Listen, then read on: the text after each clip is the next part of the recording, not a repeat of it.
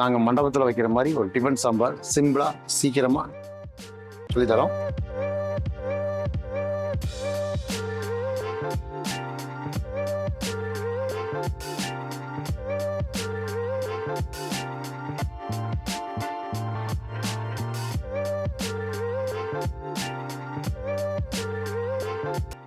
புளிப்பு காரம் எல்லாம் புளிப்பு எல்லாமே இந்த சாம்பாரில் இருக்கும்.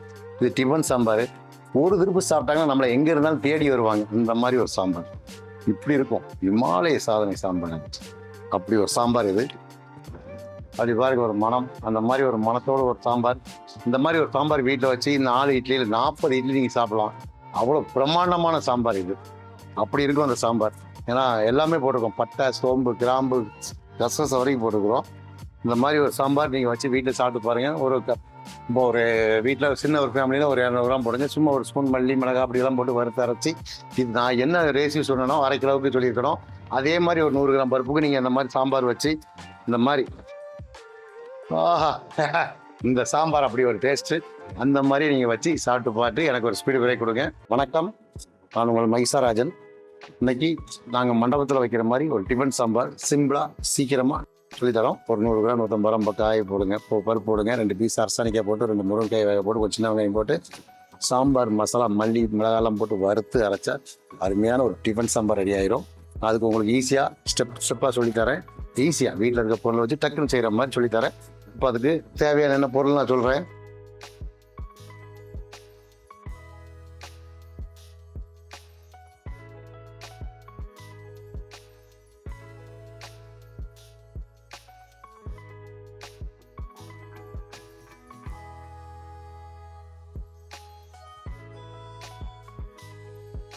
அரை கிலோ பருப்புக்கு தண்ணி வச்சிருக்கிறேன்.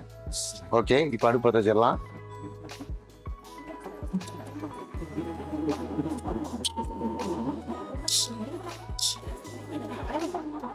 அடுப்பு பற்ற வச்சாச்சு. ஒரு பீஸ் பெருங்காயம் போட்டுக்குங்க. அடுப்பு பற்ற வச்சோன்னே அந்த தண்ணீர் அது பெருங்காயம் கரைஞ்சிடும். நாங்கள் கட்டி பெருங்காயம் மட்டுமே போடுவோம், தூள் பெருங்காயம் சாம்பாருக்கு போடுறது இல்லை. அப்போ தண்ணி கொதிச்சோடனே பருப்பு ஒரு 1/2 கிலோ பருப்பு போடுவோம். தண்ணி காயிட்டு ஏன் பெருங்காயம் போட்டிருக்கேன்னா பெருங்காயம் கட்டியாக இருக்கும், காஞ்சி போயிடுச்சு. தண்ணியில் போட்டோம்னா கொஞ்சம் ஊறிடும். அப்போ சுடு தண்ணியில் கொதிக்கும் போது பெருங்காயமும் உடஞ்சிரும். சிலவங்க வறுத்து போடுவாங்க. வறுத்து போட்டால் அவங்களுக்கு அந்த பெருங்காயத்தோட வாசம் போயிடும். பெருங்காயங்கிறது இருக்கும், அந்த பச்சைத்தன்மையான பெருங்காயத்தோட வாசம் போயிடும். அதனால தான் பெருங்காயம் எப்போவுமே நாங்கள் சாம்பாருக்கு முழுசாக தண்ணியில் போடுறது. சாம்பார் மசாலா கூட வறுத்தும் போடலாம், அது எல்லாம் நிறைய பேர் வறுத்து போடுவாங்க. நாங்கள் வறுத்து போடுறதில்லை, பச்சையாக தான் போடுறோம். இப்போ தண்ணி வச்சுருக்கிறேன், பெருங்காயம் போட்டுக்கிறேன். தண்ணி ஒரு கொதிக்கட்டு பருப்பு போட்டலாம். இப்போ தண்ணி கொதிச்சிருச்சு சாம்பாருக்கு. தண்ணி கொதிச்சதுக்கப்புறம் பருப்பு போடுங்க, இல்லைன்னா பருப்பு கொஞ்சம் விரைச்சிட்டு வேறக்கு லேட் ஆகும். இப்போ தண்ணி நல்லா கொதிக்குது.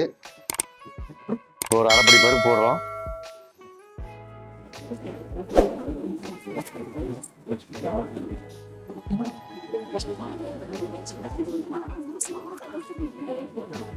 அரைப்படி பருப்பு போட்டுருக்கிறோம். பெருங்காயம், பருப்பு, கொஞ்சம் ஆயில், மஞ்சத்தூள் கொஞ்ச நேரம் கழிச்சு போடுவோம். ஏன்னா மஞ்சத்தூள் போட்டால் டக்குன்னு பொங்கிடும், பொங்கி வெளியே கொட்டிக்கிட்டே இருக்கும். அதனால் மஞ்சத்தூள் ஒரு பருப்பு ஒரு 1/2 வேக்காடு வந்தோடனே மஞ்சள் போட்டுக்கலாம். பருப்பு வந்துச்சுன்னு பார்க்கலாம். அப்படியே முறையாக வெந்து நிற்கிது. இப்போ தான் விரியுது பருப்பு. இந்த டைமில் முருங்கைக்காய் அரசணிக்காய் கேரட்டு போட்டிருக்கிறோம். இந்த காய் வேகட்டு எப்படின்னா இந்த பருப்புக்கு தகுந்த மாதிரி அரசாணிக்காய் இருக்கணும். பார்த்தீங்களா, இந்த அளவுக்கு இருக்கணும் போதும். காய் போட்டோன்னே அந்த பருப்புக்கு தகுந்த மாதிரி கொஞ்சம் மஞ்சள் போடுறோம். இதுக்கு மசாலா வறுக்கிறதுக்கு தேவையான என்ன பொருள் நான் சொல்கிறேன். ஃபர்ஸ்ட் அடுப்பு பற்ற வைக்கிறோம். கொஞ்சம் எண்ணெய் ஊற்றுறோம். 2 வெந்தயம், சும்மா ஒரு 1/4 டீஸ்பூனு கம்மியாக வெந்தயம். ஏன்னா வெந்தயம் நிறையா போட்டால் புளிய கசக்கவும். வெந்தயம் கொஞ்சம் வறுபடத்து.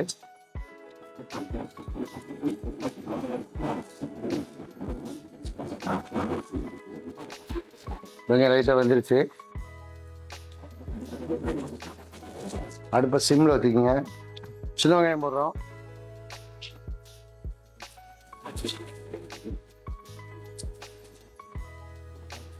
ஒரு 1/2 ஸ்பூன் மிளகு போடுறோம்,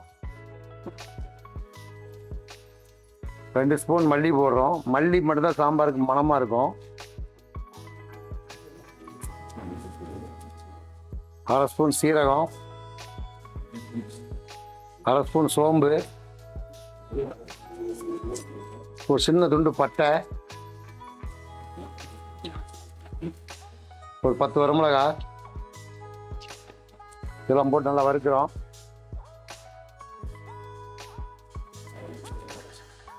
இந்த மணம் வந்துருச்சு. அந்த சாம்பார் மணம் வந்தோடனே தேங்காய் போடுறோம்.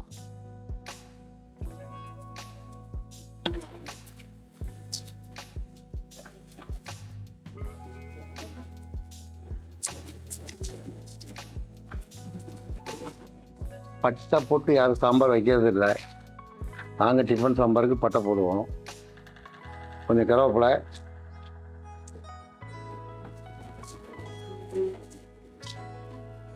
அப்படியே வந்துன்னா அது ஒரு மனமே தனி. சாம்பார் மனம்னா இதுதான். இதை வதக்கிட்டு இது கூட ஒரு 25 கிராம் சாம்பார் தூள் போடுவோம். என்னென்னா சாம்பார் வந்து இந்த மசாலா அரைச்சி வைக்கும்போது கொஞ்சம் நேரம் கழித்து தண்ணி விடும், மேல்டாப்பில் தண்ணி மாதிரி நிற்கும். அந்த சாம்பார் தூள் போட்டு வச்சோம்னா அது தண்ணி விடாது. அதுக்கு தான் ஒரு இப்போ இது வந்து ஒரு 1/2 கிலோ பருப்பு போட்டிருக்கோமா, ஒரு 25 கிராம் சாம்பார் தூள் அப்படி மேல் டாப்பில் போட்டு வதக்கி அரைப்போம். இப்போ அந்த தேங்காய் நல்லா வதங்கி வாசம் வந்துருச்சு. அப்படியே அந்த சாம்பார் மசாலாவோட மனம் வரணும். இதில் அப்படியே மனம் வந்ததுனால போதும். நல்லா மல்லி, மிளகு, சீரகம் எல்லாமே நல்லா வெந்துருச்சு. இப்போ அடுப்பு ஆஃப் பண்ணுறோம். இப்போ ஆஃப் பண்ணிவிட்டு இந்த இளம் சூட்டில் இப்படி நல்லா கொஞ்சம் வதக்கணும். எல்லாம் தேங்காய், வெங்காயம், மல்லி, மிளகு, சீரகம், சோம்பு, பட்டை எல்லாம் நல்லா வெந்துருச்சு. வெங்காயம் வரைக்கும் நல்லா வதங்கிடுச்சு. இப்போ அந்த மனம் பார்த்திங்கன்னா சாம்பார் மனம் அப்படியே இருக்கும். அந்த மசாலாவோட மனம் அப்படி இருக்கும். இந்த டைமில் அதாவது வெறும் சாம்பார் மசாலா மட்டும் போடாமல் காரம் பத்தாது. இதில் வந்து நான் காரம் அளவாக தான் போடுவோம், வரமிளகா. ஏன்னா ரொம்ப ஒரு அதிகப்படியான பைசியான ஒரு காரம் சாம்பாருக்கு வந்துடக்கூடாதுங்கிற அளவான காரம் போடுவோம், மிளகாய் போடுவோம். அப்போ இந்த மிளகாயோட காரம் தூக்கிடக்கூடாது சாம்பார். அதுக்காக சாம்பார் தூள் கொஞ்சம் போடுறோம். சாம்பார் தூள் எதுக்கு போடுறோன்னா, சாம்பார் வச்சு நம்ம இறக்குனதுக்கப்புறம் ஒரு 10 நிமிஷம் கழிச்சு தண்ணி மேல்டாப்பில் நிற்கும். இந்த சாம்பார் மசாலா போட்டு வச்சோம்னா தண்ணி வராது. இதில் ஒரு ஹைலைட் என்னென்னா, கொஞ்சோட கசகசா போட்டு அரைச்சிங்கன்னா சாம்பாருக்கு அந்த எதுவுமே வராது. சாம்பார் மாதிரியே இருக்கும். கொஞ்சம் கசகசா, ஏதாவது வீட்டில் உங்களுக்கு எனக்கே ஒரு டைம் இருந்ததுன்னா கொஞ்சம் கசகசா போட்டு அரைச்சி பாருங்கள். சாம்பார் இதோட நல்லா மணமாக இருக்கும். அதாவது வந்து பட்டை கசகசா வந்து மட்டன் சிக்கனுக்கு தான் போடுவாங்க, இதுக்கு போட மாட்டாங்க. இதுக்கு நம்ம போட்டோம்னா இதோட சாம்பாரோட டேஸ்ட்டு தனியாக இருக்கும். இது கொஞ்சம் ஒரு ஸ்பூன் சாம்பார் தூள் போட்டிருக்கிறேன். அடுப்பு ஆஃப் பண்ணிட்டேன். இப்போ இதை ஆற வச்சு அரைக்கிறோம். பருப்பு நல்லா வெந்துருச்சு. இதை அரைச்சி வரட்டு. இதை அரைச்சதுக்கப்புறம் நம்ம சாம்பாரை ஊற்றும்போது சொல்கிறேன்.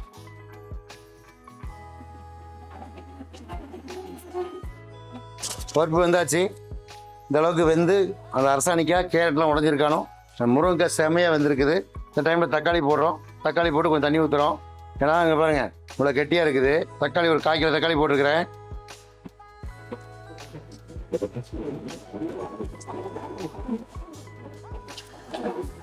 இப்போ தக்காளி போட்டாச்சு.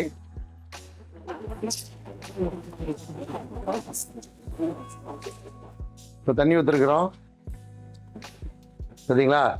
பருப்பு, காய்கறி, தக்காளி, சின்ன வெங்காயம் எல்லாம் நல்லா வெந்துருச்சு. இப்போ கொஞ்சம் அடுப்பு ஸ்பீடு பண்ணுறோம்.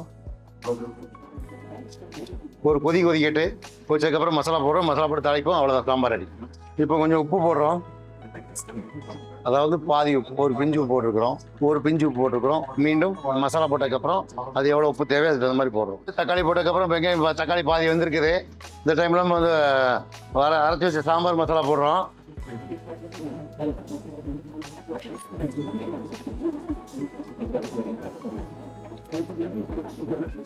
சாம்பார் மசாலா போட்டாச்சு. இந்த சாம்பார் மசாலா போட்டோன்னா இந்த சாம்பாரோட மனமே தனியாக வரும். அந்த சாம்பாருக்கும் அந்த வறுத்த அரைச்ச மசாலாவுக்கும் செம்மையாக இருக்கும். இந்த டைமில் ஒரு சின்ன துண்டு வெல்லம் போடுறோம். இப்போ கொஞ்சம் புளி கரைக்கிறோம். ஒரு நெல்லிக்காய் சைஸ், அதாவது 1/2 கிலோ பருப்பு போட்டிருக்கிறோம். ஒரு நெல்லிக்காய் சைஸுக்கு புளி போடுறோம்.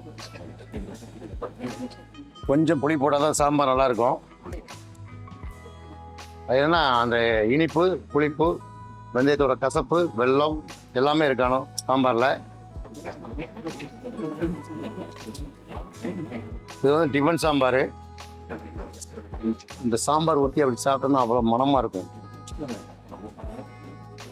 எப்படி வருது பாருங்க சாம்பார் எப்படி மணக்குது.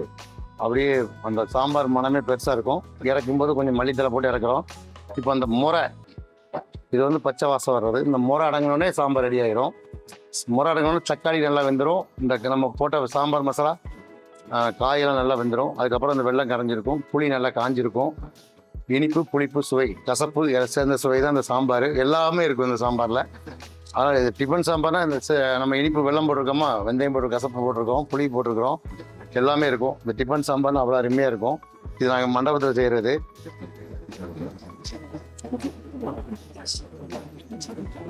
அப்படியே அந்த மனமே பெருசாக இருக்கும். அப்படியே அந்த சாம்பார் மசாலா போட்டிங்கன்னு வைங்க, மசாலா வறுத்து அரைச்சி அப்படியே சாம்பார் மசாலா உள்ள போட்டோன்னே அப்படியே அந்த மனமே அப்படியே அழகாக இருக்கும். இருங்க ஒரு கொதிக்கிட்டு அந்த சாம்பார் மசாலா பச்சை வாசம் போகிட்டு அதுக்கப்புறம் நான் காமிக்கிறேன்.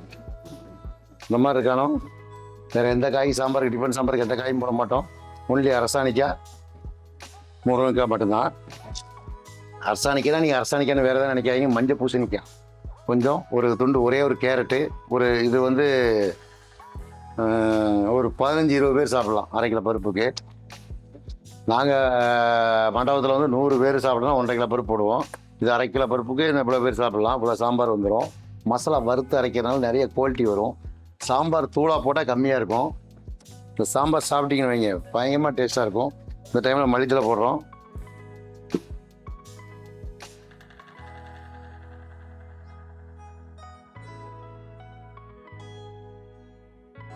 இனிப்பு, காரம், எல்லாம் புளிப்பு எல்லாமே இந்த சாம்பாரில் இருக்கும்.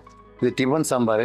ஒரு திருப்பு சாப்பிட்டாங்கன்னா நம்மளை எங்கே இருந்தாலும் தேடி வருவாங்க. இந்த மாதிரி ஒரு சாம்பார் இப்படி இருக்கும். இமாலய சாதனை சாம்பார் அப்படி ஒரு சாம்பார் இது. என்னன்னா ஒரு டிஃபன் சாப்பிட்றோம். டிஃபனில் அந்த சாம்பாரை விட சட்னி வைப்போம், கார சட்னி வைப்போம். அது எல்லாரும் வீட்லேயும் வைக்கிறது தான். இந்த மாதிரி ஒரு சாம்பார் அப்படி பாருங்க ஒரு மனம். அந்த மாதிரி ஒரு மனத்தோடு ஒரு சாம்பார்.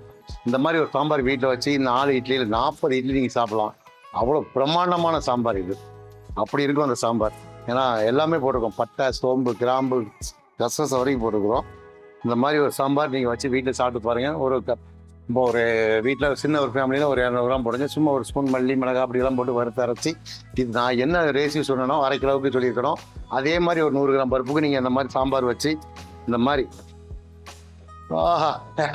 இந்த சாம்பார் அப்படி ஒரு டேஸ்ட்டு. அந்த மாதிரி நீங்கள் வச்சு சாப்பிட்டு பார்த்து எனக்கு ஒரு ஸ்பீடு விலை கொடுங்க. நான் கோயம்புத்தூர் கவுண்டம்பாளையத்தில் மைசா கட்டிங்னு வச்சுருக்கிறேன். ஈவென்ட் வரைக்கும் உங்கள் பட்ஜெட் சின்ன பட்ஜெட்லேருந்து ஹை பட்ஜெட் வரைக்கும் 100 பேர்லேருந்து 5000 பேர் வரைக்கும் செஞ்சு தருவோம். உங்கள் பட்ஜெட்டுக்கு தகுந்த மாதிரி எங்களால் முடிஞ்சாலும் குவாலிட்டி, நல்ல ஒரு குவாலிட்டி பண்ணி கொடுப்போம். என்னோடய ஃபோன் நம்பர் வந்து 97 50 52 82 50. நன்றி, வணக்கம். மைசா ராஜன். இந்த வீடியோ உங்களுக்கு பிடிச்சிருந்ததுன்னா மறக்காம நம்ம சேனலை லைக் அண்ட் சப்ஸ்கிரைப் பண்ணிக்கோங்க. இதோட இன்னொரு வீடியோவில் சந்திக்கலாம்.